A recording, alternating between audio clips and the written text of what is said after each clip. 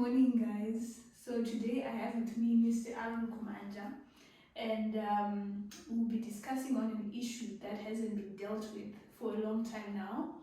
We're going to talk about Zimbabwean diasporans and their waste investment fears in the real estate market of Zimbabwe. Mr. Kumanja, I don't know if you can start by talking of the stories, because it has been quite saddening that with how the diasporans are working so hard out there, just to find out that their investments are going to waste. I don't know how has it been happening. Probably there's some stories that people need to know about that has been happening out there. Yeah, thank you, Zola. I think there are quite a number of stories that has taken place, that has happened. Personally, I have witnessed also quite a number of issues with the diasporans. And what I've seen of late is that people want to invest back home, but they don't have confidence. They don't know who to trust and what to do. And as you have seen of late in Zimbabwe, in the property market, we have got too many brokers, estate agents, we've got too many crooks in the property market. So I've got about 2 incidences, maybe which I may highlight here. I know of someone who wanted to build a house back home, and they were sending money and to relatives. And you know, the relatives, they would they were pretending as if they are constructing, they are making any progress. But what they would do, they go take a picture of some property, send it to the relative in diaspora. Then the impression there is that there is progress, only to come and to realize that nothing has been done. The house they thought is now complete, and the money that they have sent, the property is still at window level. And sometimes they send money, they build, but with poor quality materials, and the finishing is bad, and they struggle to resell that house. So you find that many, because of such stories, many diasporans are not willing maybe to build, though they are willing to build, but they can't trust anyone to do it. Some instances, property management, you know, like rentals, they give the responsibility to a relative to manage a property on their behalf. You find that the relative doesn't know anything about property management, right? Yeah. So one, they can't cope with the changes that are taking place in the marketplace. For example, here in Zimbabwe, our environment like changes, you know, rapidly. So because they don't know how to approach the tenant, they don't know what to do, they don't understand the laws, the statutes, and all those things. You find that sometimes they struggle to adjust rentals. Sometimes they'll face difficulties and challenges to deal with the problematic tenants. So as a result, the property will dilapidate. They can't renovate the property. For them to renovate, it takes too much money. I think we have 2 properties that we inherited from diasporians of some, which were being managed by their relatives. One of the property was in Westgate. They actually renovated it 5 years ago. Then they gave a relative to manage. When they handed it over to us, the tenant was there, not paid for 6 months, and he had run down the property. They had to redo the kitchens, the tiles, the painting, you know, the lawn, and everything. Why? Because the relative would just go and collect the money. Sometimes the relative was not paying the bills.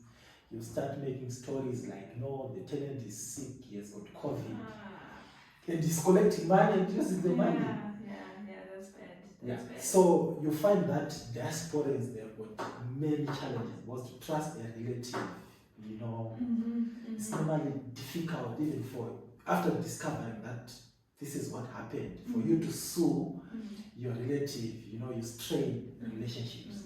So I think the advice that they need is actually who to deal with. And if they can find someone to trust, mostly registered. Okay. All right.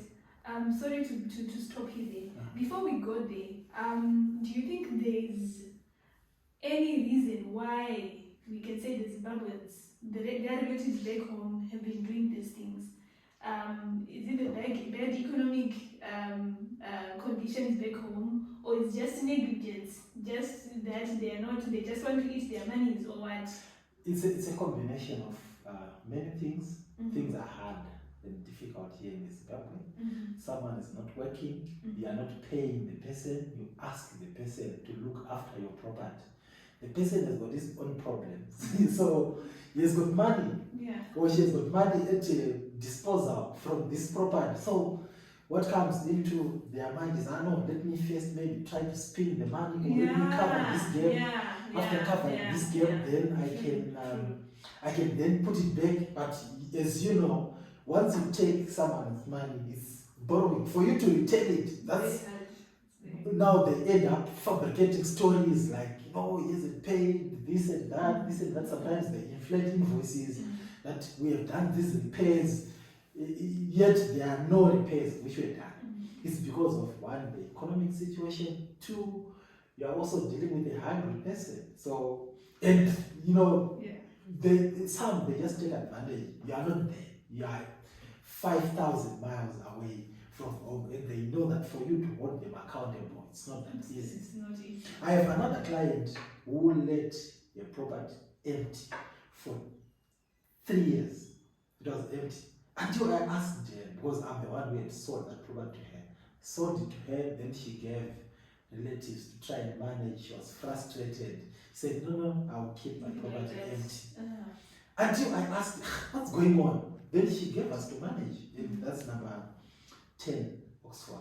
Okay. You see, so you find that most, even your trusted relatives, you can't really, trust them. And relatives, they are relatives. They take advantage. You will not do anything to us. She will not do anything to us.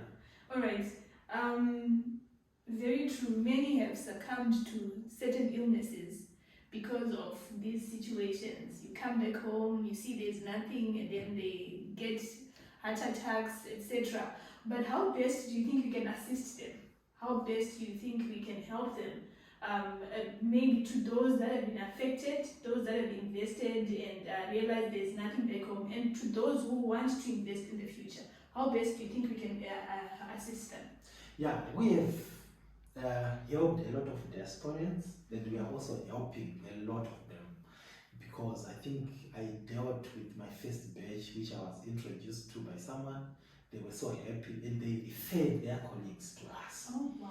So right now in our portfolio, we have got quite a number of properties that we manage for diasporans. Wow. And one thing that we do, and we make sure that our accountability is so clear, so that the person will have peace of mind.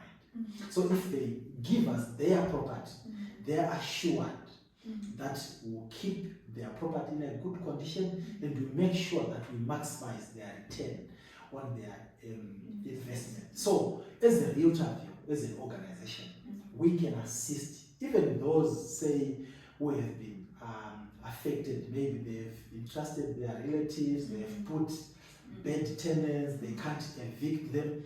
If they hand over their properties to us, we can actually advise them on the best way to deal with such situation. Right now, we have got one on our desk of someone who is in Canada. The person doesn't have relatives here.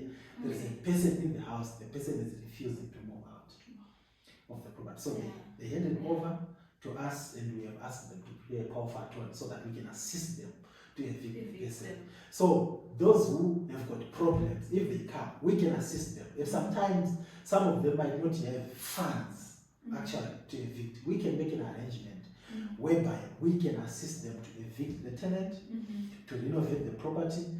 Then we can recover our money once their assets start bringing in cash. So we are willing, and we can assist with renovations, with evictions, then we just agree. Okay. Then when their asset now start bringing in cash, we can then recover our money from there. Then those who want to invest in the future, I think we can also assist them, because many people, they have lost money buying properties that do not exist. Sometimes, they are duped of their money, and many things. But us as a registered estate agent, as faithful stewards, we can, assist them to make sure that they get value for their money and that their investment is safe. All right, thank you so much, Mr. Kumanja. So this is Rootable Real Estate, a company duly registered by the laws of Zimbabwe, and you can also do your due diligence to the Estate Agents Council to check if you're in good standing. So please subscribe to our YouTube channel and to my YouTube channel so that you can get more videos like this. Thank you.